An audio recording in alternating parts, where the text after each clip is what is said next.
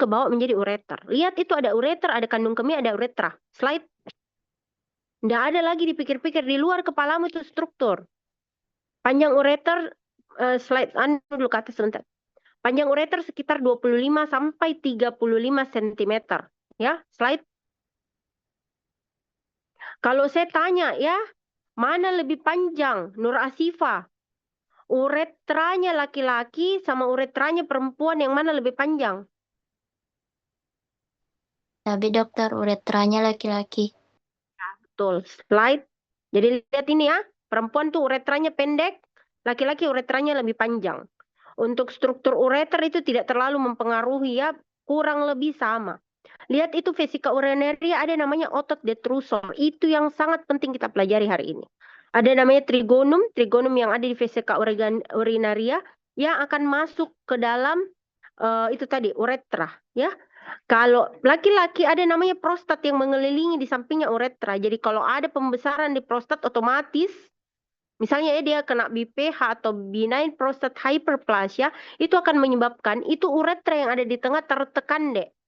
Kalau tertekan otomatis kencing dari atas ke bawah tidak lancar. Artinya pasien akan mengeluhkan kencingku terputus-putus dok. Kencingku tidak lancar dok. Saya kayak mau kencing tapi kok nggak bisa keluar dok. Itu karena membesar prostat menekan uretra. Mengerti? Slide. Nah ini kalian sudah harus hafal karena ini ada di anatomi ya. Jadi rata-rata itu dia dipengaruhi. Jadi kalau di dalam apa? Kalau di dalam dia kan letaknya itu dekat sama ini ya. Oh ini kayaknya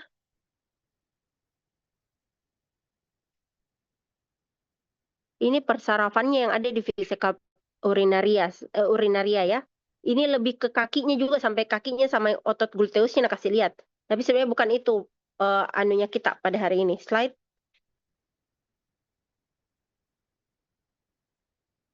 Ya, jadi pudendus sama ischial slide dia dipersarafi S2 sampai S4. Slide. Nah, ini modelnya ya. Jadi plexus sacralis lebih ke S2 sampai S4. Slide. Slide lagi. Nah, ini dia. Ini yang di sebelah kanan adalah gambar dari vesika urinaria. Ini yang di sebelah kiri adalah gambaran dari medula spinalis, di mana ada segmen-segmen dari lumbal sampai sakral ya. Kalau kita lihat di persarafi tadi simpatisnya, parasimpatisnya itu dia di persarafi S2 ya. S2 sampai S3. Kalau pudendus ada juga yang pudendus yang ke sphincter eksternalnya yang persarafik. Kalau untuk simpatisnya itu dia dari di lumbal 2 dia mempersarafi vesika urinaria, dia juga mempersarafi ke arah ureter tidak ya. Jadi vesika urinarianya saja yang dia perlihatkan di sini slide.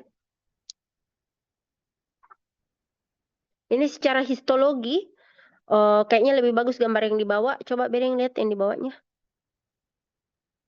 Nah, jadikan epitel yang ada pada sebagian besar. Jadi kalau kita bicara tentang ginjal, kita tidak bicara ginjal ya, kita bicara ureter, uretra, vesika urinaria. Jadi pelapisnya itu hampir sama deh, yaitu epitel transisional.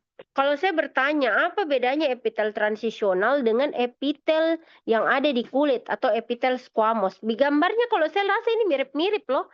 Bedanya apa? Ada yang tahu? Siapa tahu ada yang masih ingat?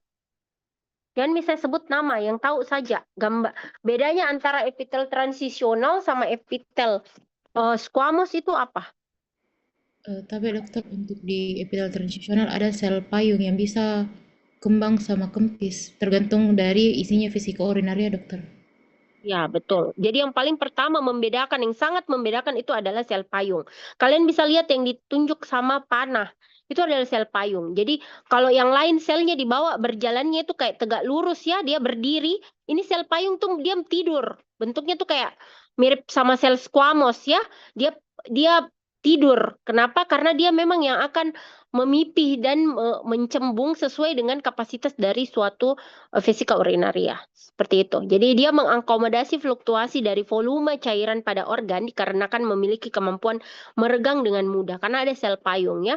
Itulah yang menyebabkan kalau kamu mau kencing tapi kamu menahan, ini yang bekerja nih. Ini yang menghambat.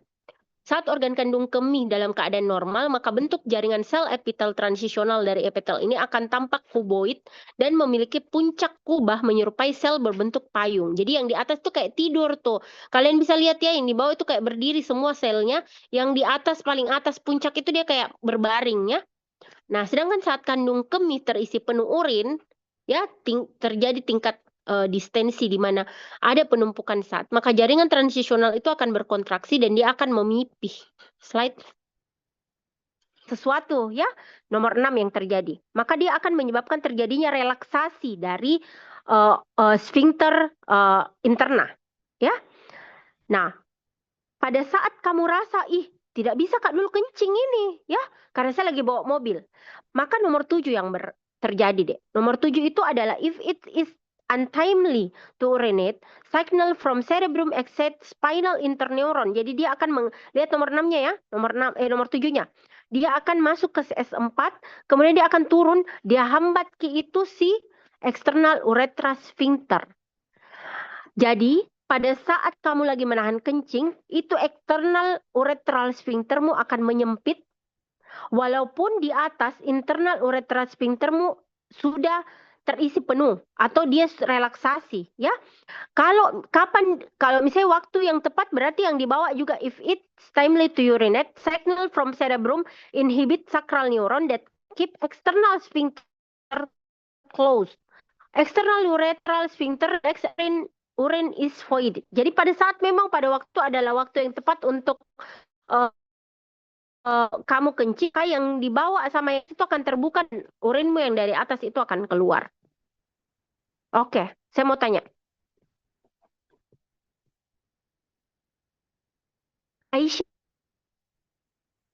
Aisyah Sri Mairah.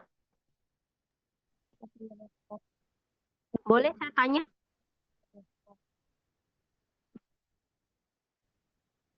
Aisyah?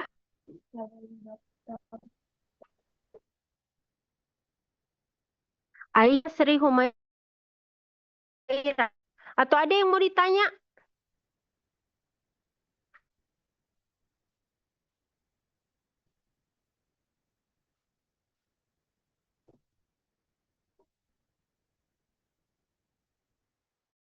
Tadi itu yang menjawab.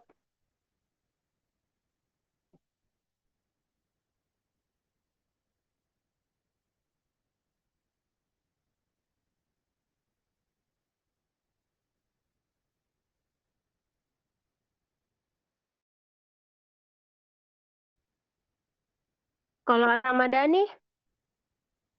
Tapi iya dokter. Ya, boleh saya tanya enggak?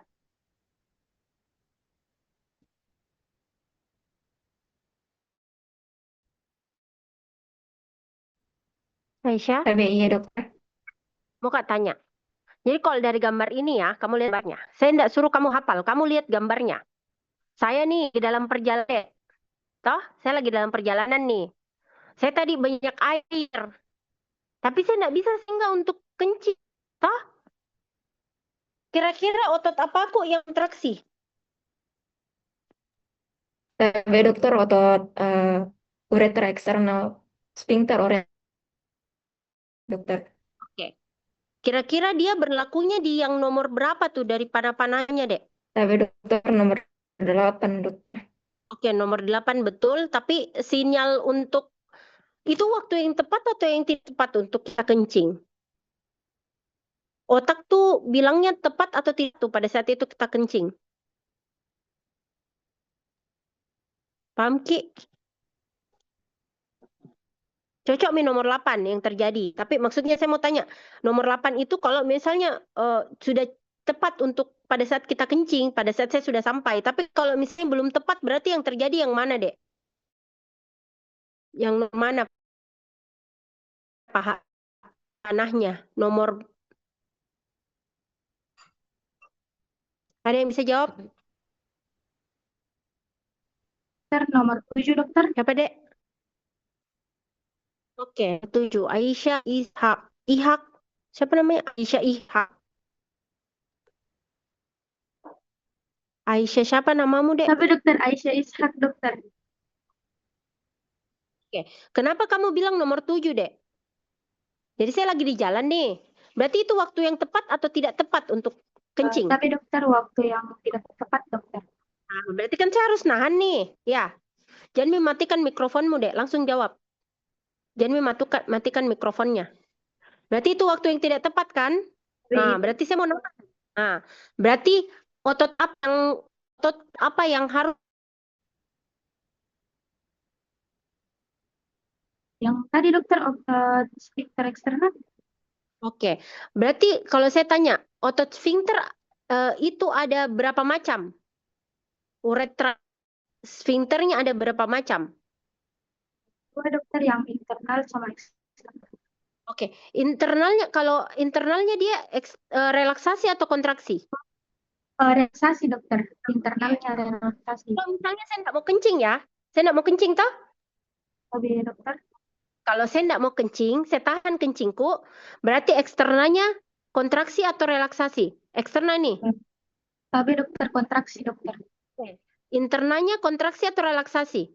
Tapi relaksasi dokter. Oke, kalau saya sudah waktunya, oh saya sudah sampai nih, saya parkir mobilku nih, saya masuk kamar mandi. Berarti that's the right time for urinate, betul enggak sih? Tah? Itu adalah waktu yang cocok kita mau kencing nih. Oh saya sudah sampai, saya sudah masuk kamar mandi, ya kan? Betul? Berarti otot eksterna uretranya kontraksi atau relaksasi? Relaksasi dokter. Oke, si yang tadi sphincter interna relaksasi atau kontraksi?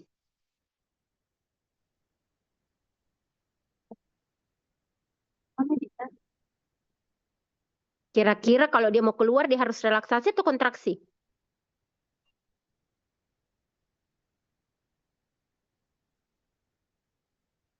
Ada yang bisa bantu? Pada saat itu waktu yang tepat untuk orang kencing, saya sudah Relaksasi tapi dokter. ya, betul sekali. Jadi dia harus relaksasi dua-dua, masa kontraksi lagi yang di atas nggak keluar dong. Ingat, ini adalah otot eksterna. Ingat ya, pada saat kita kencing, pada saat full vesika urinaria, dia akan mengembang tuh. Dia akan bikin refleks ke atas. Kamu nih penuh vesika urinaria, mau dia kasih ke otak.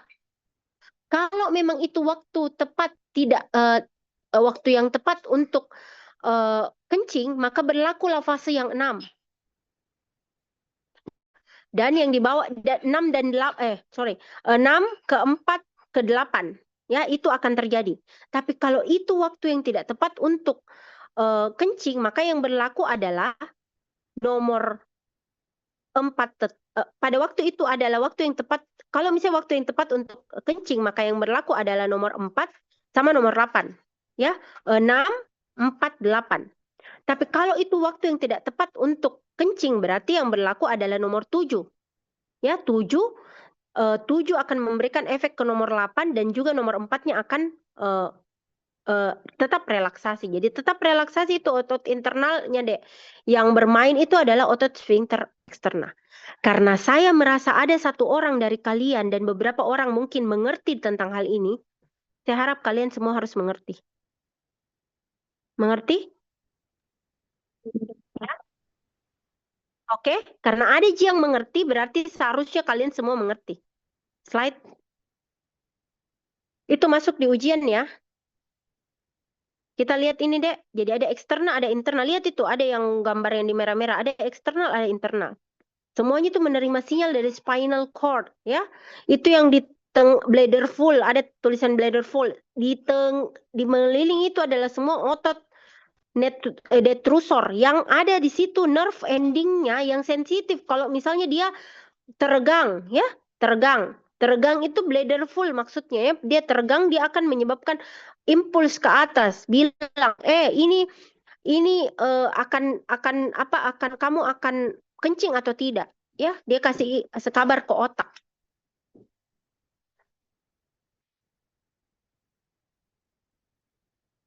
Nah, pada saat simple reflex control of micturition when conscious effort cannot override the reflex action. Jadi pada saat kita sudah mau kencing, waktu yang tepat, lihat bladder full akan kirim ke atas. Atas akan lagi otot detrusor kontraksi, kok ini waktu yang tepat untuk kamu ini. Walaupun kadang dia tetap kontraksi, tapi kalau sfinkter eksternalnya tertutup, dia tidak akan keluar kencingnya. Intinya pada waktu itu bukan waktu tepat untuk orang kencing, otot eksternalnya akan tetap mengempit, akan tetap kontraksi, menyebabkan tidak keluarnya urin. Ya, tapi kapan itu bladder fullnya dan waktu tepat untuk kencing, kita masuk kamar mandi, buka pakaian dan akhirnya mau miksi, itu dia akan kirim ke bladdernya untuk kontraksi, ya. Kontraksi dari bladder atau otot yang ada, otot polusnya dari bladder akan menyebabkan pengosongan dari vesika urinaria. Eksternal sphincter yang internal sphincter akan relaksasi dan eksternal sphincter juga akan relaksasi. Itu yang akan terjadi sehingga miksi keluar. Slide. Nah, ini abnormality dari mixturation. Kecil sekali di saya, Dek. Oh ya, enggak. Jadi ini gambarnya ya. Jadi bisa banyak kelainan, Dek. Bisa dari atas ya, yang menyebabkan involuntary dari karena kan memang tadi miksi itu dari atas juga ya, kontrolnya ada di atas. Jadi kalau di atas juga lagi sakit, berarti yang di bawah juga bisa terjadi. Misalnya pada stroke, Parkinson disease, demensia, itu bisa menyebabkan orang kencing sembarangan, tidak sadar ya. Karena kan dia ada simpatis juga, pada parasimpatis ya ada dia sadari.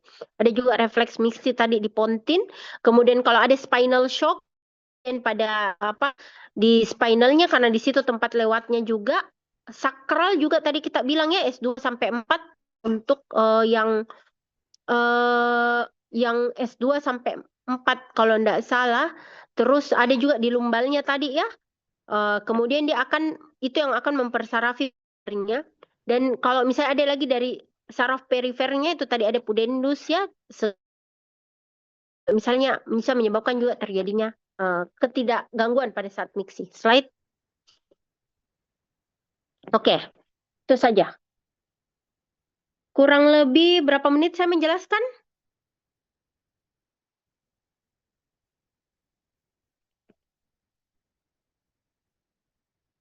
Berapa menit tadi itu, Dek? Aska? Tapi 40 menit. Ya, 40 menit. Lama enggak? Agak tidak.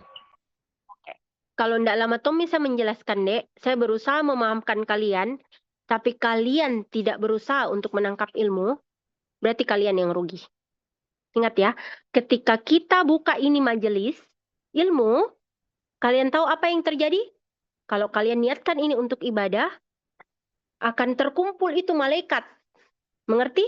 Malaikat itu akan berkumpul melihat kita nih lagi belajar. Walaupun ya situasinya kadarullah.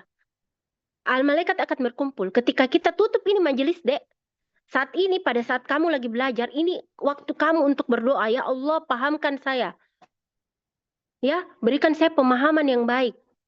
Akan terkumpul itu malaikat di sekitarmu untuk bilang, tertutup ini majelis, saya tutup sebentar dengan doa kafaratul majelis, Dek. Tertutup ya. Itu malaikat akan berlomba-lomba ke atas untuk bilang ke atas bahwa kasih berkahi ini atas nama Aisyah. Apa tadi? Aisyah apa tadi itu? Aisyah Ishak. Karena dia berusaha belajar dengan baik. Dia berusaha memperhatikan gurunya. Dia beradab terhadap gurunya. Ingat kok, Dek. Dan itu akan kembali ke kamu. Jadi ketika kamu belajar, Dek, dengan sungguh-sungguh, niatmu baik, kamu niatkan ibadah, insya Allah malaikat di atas pergi lomba-lomba itu, dia akan berkejar-kejaran ke atas untuk sampaikan di atas bahwa kasih ini Aisyah nilai yang bagus. Kasih dia keberkahan dari belajarnya. Bayangkan kok, Dek. Aminkan itu doa-doa yang dia minta ini, anak-anak yang betul-betul mendengarkan dosennya. Beradab terhadap dosennya. Ingat, Dek. Ya, ingat. Sekali lagi, kalau saya masuk di pertemuan-pertemuan berikutnya, saya tidak pernah gunakan waktuku lebih dari 1 jam untuk mengajar, untuk satu materi. Kalau kalian tidak berusaha untuk memahamkan dirinya kalian sibuk dengan yang lain, kalian yang rugi, bukan saya yang rugi. Paham? Saya tetap dapat manfaat, Dek, karena saya memulai dengan niat yang baik. Saya mau pahamkan kalian. Saya berusaha effort luar biasa untuk memahamkan kalian. Paham? Karena saya yakin kalau kalian yang baca slide-ku, dalam hal ini slide-nya Dr. Irham Nia yang digunakan memang setiap tahun ya. Untuk ini yang saya edit sedikit, tapi saya tidak akan menghilangkan namanya Dr. Irham Nia karena dia yang pemilik slide ini. Itu juga termasuk adab. Kita tidak boleh pakai namanya orang lain kalau kita mau gunakan hak ciptanya dia. Itu adab, ya. Makanya kalau kalian lihat slide-nya juga, itu slide-nya Dr. Ilham Nia, saya tidak menganggap itu slide kok. Saya cuma menambahkan yang bisa saya tambahkan. Saya kurangi yang mungkin menurut saya tidak terlalu penting. Karena Dr. Ilham Nia yang dulu, sekarang sudah mengampu yang materi lain, ya. Seperti itu juga, ya. Jadi saya harap sebenarnya, Dek, kalian belajar dengan baik. Untuk Fahri Husaini dan Muhammad Sayyid Hakim, tidak ada itu, Dek. Kalian lagi belajar, saya lagi bicara, kalian lagi juga bicara. Paham, ya? Saya melihat kalian satu persatu, walaupun saya menjelaskan. Walaupun ini berlangsung secara online. Ya. Saya kan sudah bilang tadi sebenarnya sama ketua kelas, saya harap sebenarnya satu device, satu orang. Saya harap sebenarnya kalian tidak pakai, kalian siap betul dengan ini. Saya kasih tahu ketua kelasnya kalian tadi, bahwa saya mau semua fokus ke saya. Itu perjanjianku, akadku tadi. Supaya kalian bisa pulang. Ya. Jadi lain kali dosen siapapun,